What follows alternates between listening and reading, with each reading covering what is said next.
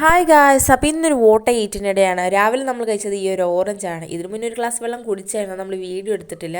പിന്നെ ഒരു 10 മണി കഴിഞ്ഞപ്പോഴേക്കും നമ്മളിത് ഈ ഒരു ദോശയും നല്ല ബീഫ് കറിയാണ് കഴിച്ചത്. കറി വീട്ടിലുണ്ടാക്കിയതല്ല, അത് നമ്മൾ കടയിൽ നിന്ന് പുറത്തുനിന്ന് മേടിച്ചാണ്.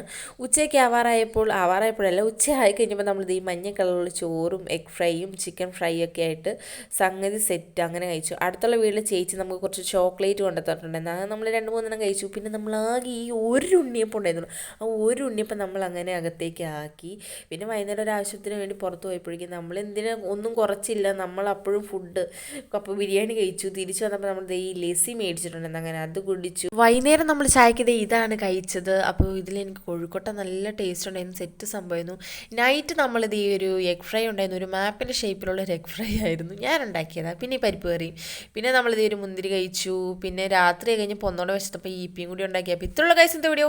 Like and subscribe.